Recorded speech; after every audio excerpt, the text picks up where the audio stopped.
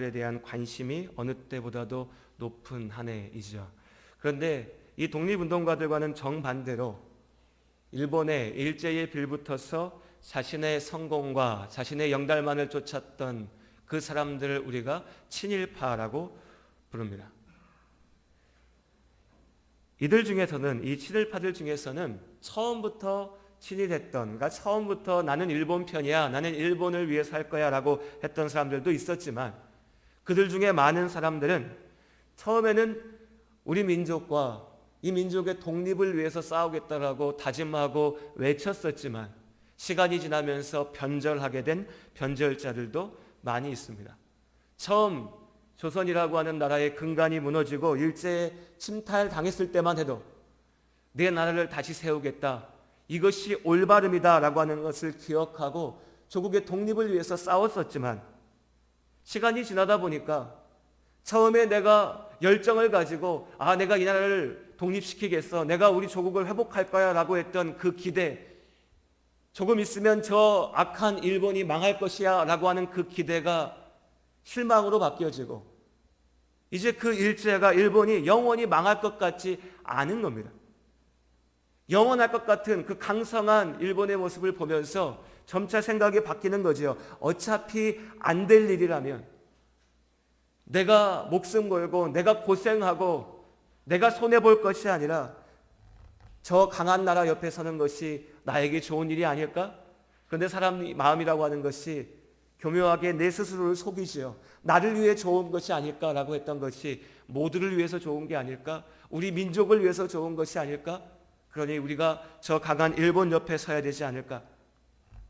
그렇게 스스로를 정당화하면서 결국에는 민족을 향한 사랑과 애정과 열심보다, 그 처음의 열심보다 더 큰 열심과 노력으로 침탈자들을 위하여, 일본을 위하여서, 자신의 성공을 위하여서 내달렸던 사람들을 우리가 친일파, 더 정확한 말로는요, 나라를 파는 사람들, 매국노라고 부르죠. 사람이 그렇습니다. 기다림의 시간이 길어지면 길어질수록 그 기다림 가운데 있는 소망을 붙들기가 힘들어지죠.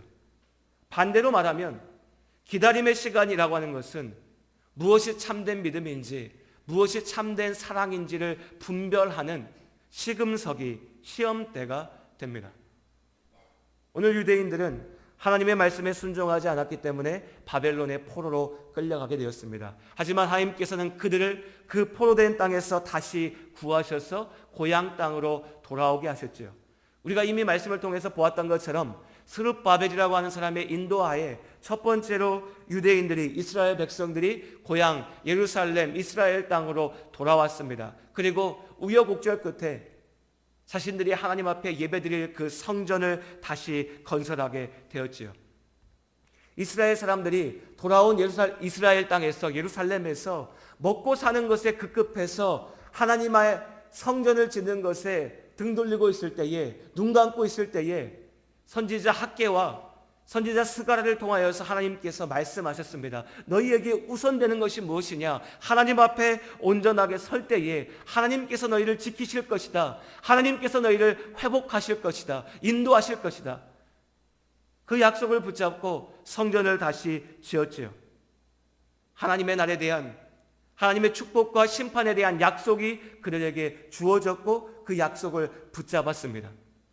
그런데 그 약속 가운데 다시 한번 기다림의 시간이 이 이스라엘 백성들 가운데 주어진 겁니다. 10년, 20년은 믿음으로 기다렸습니다. 성전을 바라보면서 기다렸습니다. 우리가 지은 저 성전 가운데 하나님이 임하시지, 함께 하시지, 우리가 하나님의 사람이지 기억했습니다.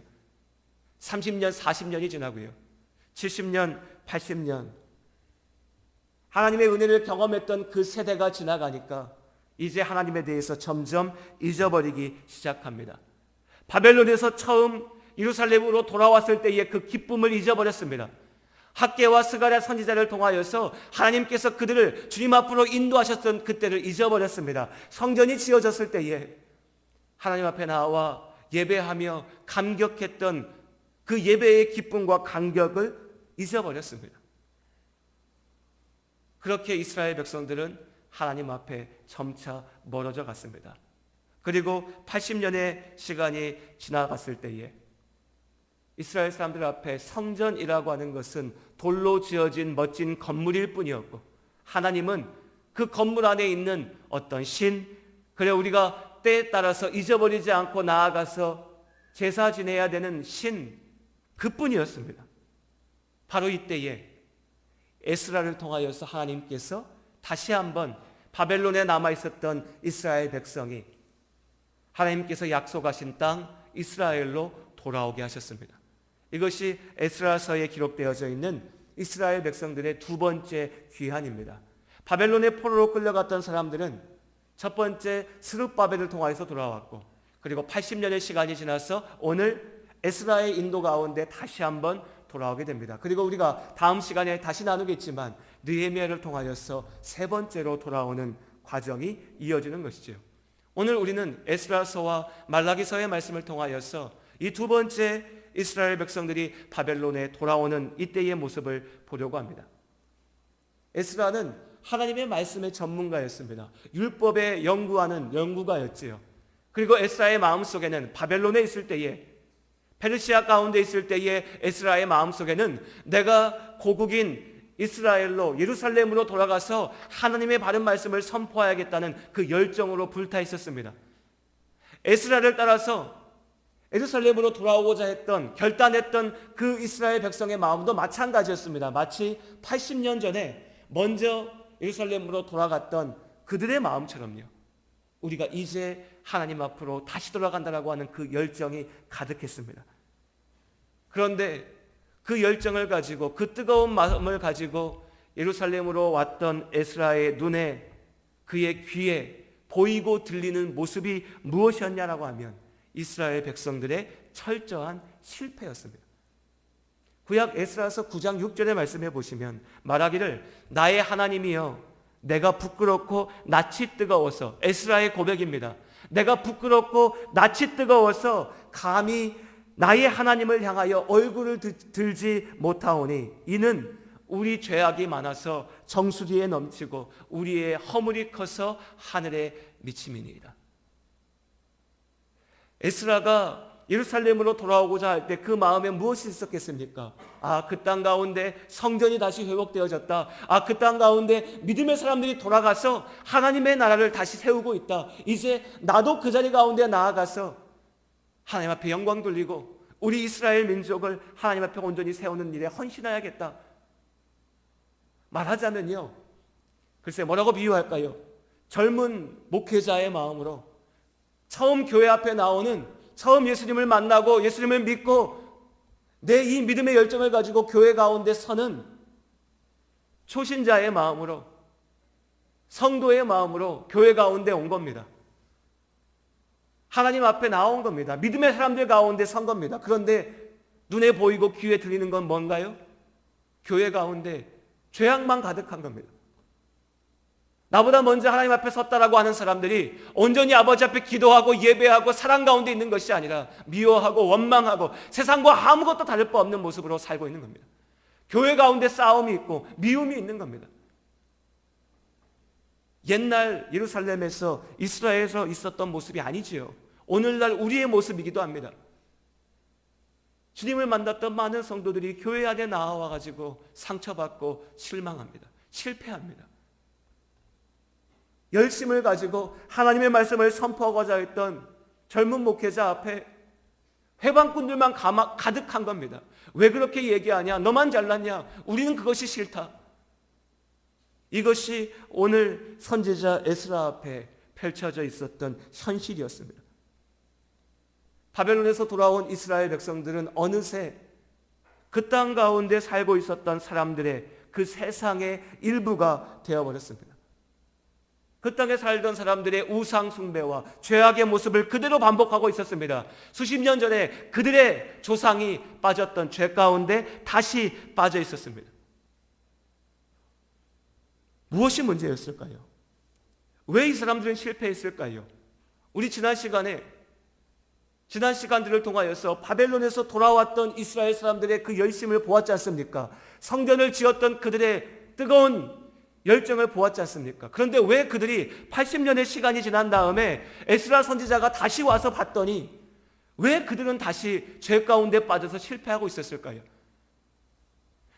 에스라가 예루살렘으로 돌아왔던 그 시기에 하나님의 말씀을 선포했던 말라기 선지자, 구약 성경의 마지막 책이지요. 말라기서에 그 말씀 가운데 이들의 실패의 이유와 모습이 기록되어져 있습니다. 무엇보다도요, 이스라엘의 실패의 시작은 무엇이었냐면 예배의 실패였습니다.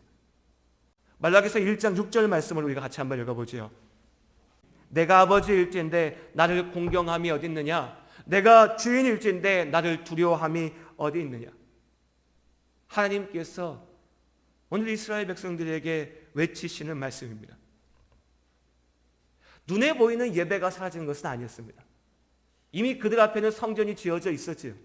그 성전에서는 날마다 시간에 맞춰서, 절기에 맞춰서, 율법에 맞춰서 예배가 드려지고 있었습니다. 그러나 우리 하나님께서는 외모가 아니라 중심을 보시는 하나님이신 줄로 믿습니다.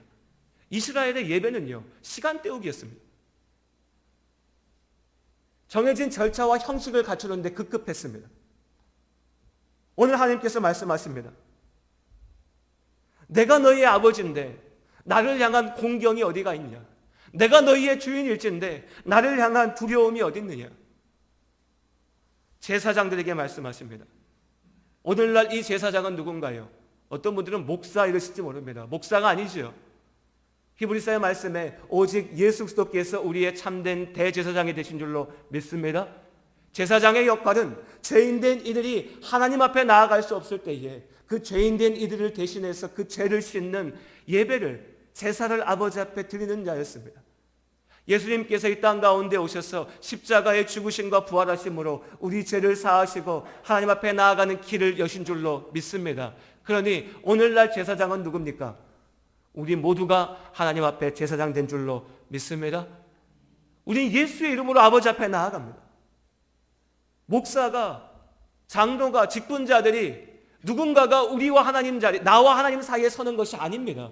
내가 하나님 앞에 서 있는 제사장이지요. 우리에게 하나님께서 말씀하십니다. 너희의 예배가 지금 어떻게 드려지고 있느냐? 네가 지금 나를 온전한 모습으로 바라보고 있느냐? 이스라엘 백성들은 우리가 예배 드리잖아요. 우리가 제사 드리잖아요. 우리가 하나님 말씀대로 시간 맞춰서 딱딱 기도하고 시간 맞춰서 딱딱 예배 드리지 않습니까? 뭐가 문제입니까? 하나님께서는 그것이 예배가 아니다라고 말씀하십니다. 이어지는 말씀을 한번 읽어보십시오. 이스라엘의 예배는 형식만 남아 있었습니다. 모양만 남아 있었습니다. 그들의 마음속에는 하나님을 향한 진실된 고백도, 사랑도, 열심도 없었습니다. 죽어 있었지요. 잠들어 있었습니다. 그뿐이었습니다. 하나님께서 뭐라고 말씀하십니까? 너희 중에 성전문을 닫을 자가 있었으면 좋겠도다. 한국교회에서 지난 수십 년 동안 계속 강조된 것이 교회가 세워져야 된다. 교회가 세워져야 된다. 목사가 많이 나와야 되고 교회가 늘어나야 되고 성도의 숫자가 늘어나야 된다. 그런데 정작 우리의 교회의 모습을 보면서 하나님께서 그 성전문을 닫아 걸었으면 좋겠다라고 말씀하신다면 우리는 철저하게 실패한 겁니다. 오늘 이스라엘에게 하나님께서 말씀하십니다. 너희의 예배는 실패했다고. 그리고 어쩌면 오늘 우리에게, 나에게, 이 자리에 계신 한 분 한 분에게 하나님께서 동일하게 말씀하실지도, 동일하게 물으시는지도 모릅니다. 너희의 예배가 온전히 하나님 앞에 드려져 가고 있느냐? 예배의 시간은 시간 때우기 위해서 있는 것이 아닙니다. 그저 일요일날 아침에 교회 나와서 내가 2시간 앉아있으면, 2시간도 아니죠. 1시간 앉아있으면 그것만으로 내가 무언가 복받은 것 같고 내 인생이 무언가 된 것 같고 내가 할 몫을 다 한 것 같다라고 착각하신다면 여러분 그건 예배 아닙니다. 우리가 왜 예배 드립니까? 목사한테 싫은 소리 듣기 싫어서요? 내 옆에 앉아있는 성도들한테 나도 그래도 교회의 한 부분이라고, 일원이라고 보이고 싶어서요? 그거 아니지 않습니까? 예수 그리스도의 십자가의 은혜로 구원받았기에 찬양받기 마땅하신 하나님 앞에 나와 우리가 찬양하고 예배드린 줄로 믿습니다. 예배는 설교 듣는 것이 아닙니다. 주님 앞에 나와 찬양하고 기도하고 믿음의 사람들이 함께 교제하고 그리고 말씀을 듣고 이 모든 것이 하나님 앞에 드려지는 예배의 시간이지요. 이 예배가 우리의 삶의 중심에 있어야 될 줄로 믿습니다. 이 예배가 무너질 때 모든 것이 무너집니다. 예배가 무너지면요, 교회가 무너집니다. 우리 함께 모든 직분자분들, 모든 성도님들이 분명히 기억해야 될 것이 여기 있습니다. 목사의 소명은, 장로의 소명은, 권사와 집사와 모든 성도들에게 하나님께서 맡기신 가장 첫 번째의 소명은 다른 어떤 것도 아니라 예배를 온전하게 지키는 겁니다. 예배를 온전하게 지키기 위하여서 우리가 예배당도 필요한 것이고, 예배를 온전하게 지키기 위하여서 신방이 필요하고, 성도의 삶을 살피고 교제가 필요하고, 주일 점심 식사도 필요하고, 다른 것들이 필요한 겁니다. 그런데 정작 다른 모든 것들은 완벽한데, 예배당도 너무나 멋진데, 성도들이 만나가지고 교제할 때도 룰루랄라 즐겁고 반갑고 기쁜데, 교회 가운데 여러 가지 프로그램들 가운데 만족하는데 정작 예배가 죽어 있으면요, 예배가 은혜가 되지 않으면, 예배가 그저 내가 가만히 있는 시간이고 눈 감는 시간이고 내가 잠들어 있는 시간이라면 여러분, 그 믿음은요, 믿음이 아닙니다. 거짓말입니다. 분명히 거짓말입니다. 우리 성도들 가운데 몇몇 분들이 아시는 것처럼 저는 젊었을 때에 대학생 때 찬양 사역을 하고 찬양팀으로 섬기고 활동을 했었지요. 젊은이들의 믿음이 얼마나 뜨겁습니까? 그 젊은이들의 눈으로 보면요, 어른들의 신앙생활은요 아무것도 아니에요. 저분들은 믿음이 없어요. 뜨겁지 않아요. 우리는 불타는데, 우리는 찬양할 때 뛰는데, 우리는 찬양할 때 소리 지르는데, 우리는 막 모여서 날을 새는데 왜 저분들은 맨날 저렇게 똑같은 모양으로 있을까? 그런데 그 젊은이들의 믿음이요, 찬양할 때 뜨겁고, 자기들끼리 모여있을 때 뜨겁고 즐겁고 기쁘고 무언가 불타는 것 같은데 정작 예배 가운데 죽어있는 겁니다. 저의 경험입니다. 예배 가운데 죽어있는 겁니다. 말씀이 들어오지 않는 겁니다. 하나님 앞에 예배 드리는 시간은 그저 빨리 지나가야 될 시간, 내가 악기 연주하면서 찬양하고, 내가 우리 또래들 만나서 즐겁게 놀고, 내가 무언가 눈에 보이는 것을 하는 것은 귀한 시간. 그 결과가 뭔지 아세요? 3년, 4년, 5년의 젊은 시간 때는 하나님 앞에 뭔가 뜨거운 것 같은데 10년이 지나서 돌아보면 그들 가운데 온전한 믿음을 지키는 자가 없습니다. 왜냐하면 진짜 믿음은 예배 가운데 세워지는 거니까요. 예배가 무너지면 교회도 무너집니다. 그러니 교회 가운데 섬기시는 모든 분들, 찬양으로 섬기고 예배당을 청소하며 꾸미면서 봉사하며 헌신하는 모든 분들, 예배의 순서를 맡으신 모든 분들, 그 예배의 자리가 나의 삶을 거는 자리임을 기억하시면서 열심을 다하여 진심으로 하나님의 자리, 예배의 자리를 섬기시기를 주님의 이름으로 축복합니다. 예배가 교회의 중심입니다. 또한 예배가 무너질 때에 우리의 삶이 무너집니다. 이스라엘 사람들이 예배가 실패했을 때 그것은 단지 하나님 앞에 들려지는 예배의 모습만이 무너진 것이 아니라 그들의 삶이 완전하게 실패하고 무너져버린 겁니다. 말라기 선지자는 이스라엘의 삶이 어떻게 실패했는지 적나라하게 보여주는 두 가지를 고발하고 있습니다. 첫 번째는 뭐냐면요, 그들이 유대 남자들이 이방의 여인들과 결혼하는 것이었습니다. 여기서 오해하지 마십시오. 오늘날 많이 있는 것처럼 국제 결혼을 비난하는 게 아닙니다. 한민족 사람들끼리 결혼해야 된다, 이 말이 아닙니다. 예수님께서 죄의 담을 허무시고 민족의 벽을 허무시고 우리 모두를 하나님 앞으로 인도하신 줄로 믿습니다. 이 시대에 우리 민족, 너네 민족, 특히 예수 믿는 사람들은 그런 소리 하면 안 됩니다. 이 땅의 모든 자들을 하나님께서 하나님의 자녀로 인도하신 줄로 믿습니다. 그런데 왜 여기서 말라기서에서 지금 유대 남자들이 이방의 여인들과 결혼하는 것을 죄악으로 정죄하고 있는가? 이들이 이방 여인들과 결혼하는 것은 단순한 의미의 결혼이 아니라 하나님을 버리고 그 여인들의 신 앞에 나아가서 무릎 꿇는 것을 얘기했기 때문입니다. 내가 하나님의 말씀 앞에 순종하여 사는 것이 아니라 그 이방의 여인들이 숭배하는 우상 앞에 나아가서 우상신 앞에 절하고 그들의 말 앞에 무릎 꿇고 그들의 길을 쫓아가는 것을 이야기하는 겁니다. 오늘날 한번 생각해 보십시오. 부부가 함께 나아가는데 함께 하나님 앞에 예배하며 믿음 앞에 서는 것이 우리에게 주신 가장 큰 축복인 줄로 믿습니다. 부부끼리 함께 신앙생활 하신 분들 이것이 얼마나 큰 축복인지 기억하셔야 됩니다. 그러지 않는 분들도 우리 가운데도 계시죠. 얼마나 어려운 아픔인지 모릅니다. 이 아픔이 안 느껴지면 내가 신앙생활 똑바로 안 하는 겁니다. 내가 예수 제대로 안 믿으니까 이것이 안 아픈 거죠. 내가 하나님의 말씀을 붙잡고 사는 사람이라면, 내가 가장 사랑하는 내 남편이, 내 아내가 나와 같은 복음의 눈으로 세상을 보지 못하는데 함께 한다는 것이 얼마나 괴로운 일인지 모릅니다. 그래서 우리가 무엇보다도 내 배우자의 구원을 위해서 기도해야 되는 것이죠. 내 남편의 성공, 내 아내의 잘남을 위해서 기도하는 것은 아무것도 아닙니다. 첫 번째는 우리 가정이 아버지 앞에 함께 예배드릴 수 있게 해서 기도하는 거죠. 하물며 구약의 유대인들은 하나님께서 하나님의 백성으로 부르셔서 구별하여 세우신 자들이었습니다. 그런데 그런 사람들이 내 눈에 보기 좋은 대로 이방 여인들을 만나서 결혼하는 겁니다. 하나님께 등을 돌린 거지요. 나아가서요, 이방의 여인들과 결혼하기 위해서 어떻게 합니까? 이때까지 내 옆에 함께 있었던, 나와 함께 하나님께 예배드렸던 유대인 아내들을 버린 겁니다. 내 아내 던져버리고 내 눈에 보기 좋은 대로 이방의 여인들 쫓아가서 그들 앞에서 우상에게 절하고 그들의 길을 쫓아서 살아가는 겁니다.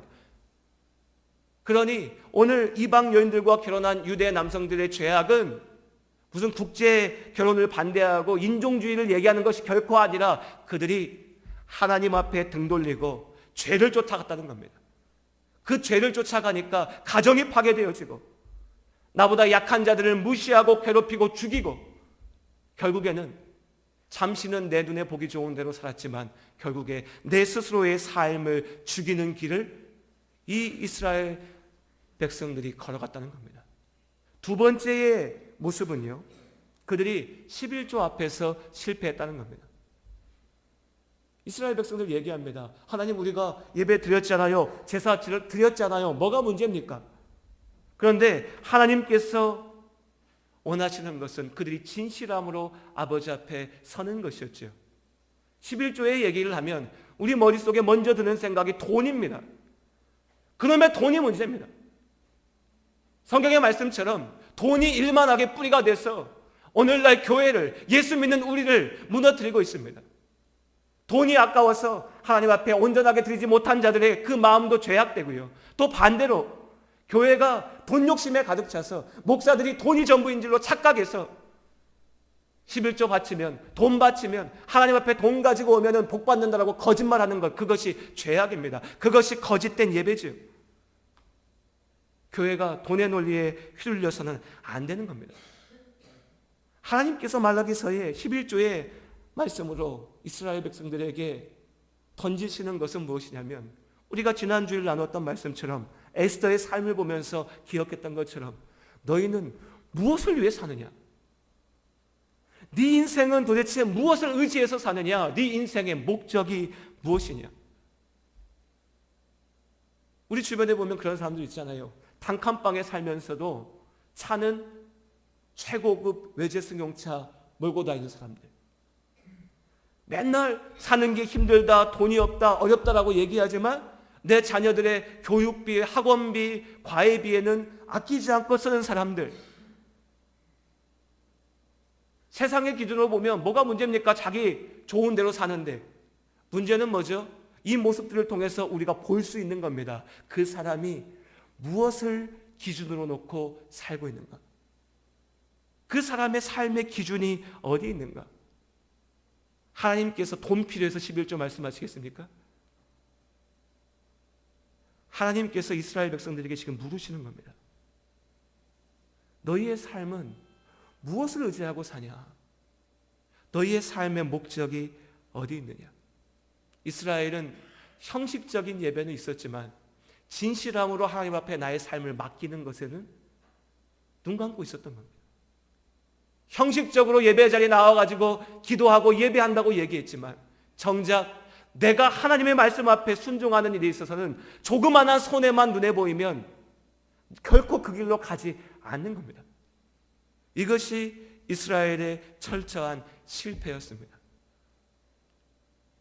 왜 실패했습니까? 기다리지 못한 거죠.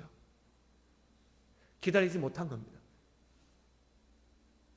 내가 잠깐 예배드렸을 때 하나님께서 넘치도록 복을 주시면 왜 그 다음 가서 예배드리지 않겠습니까?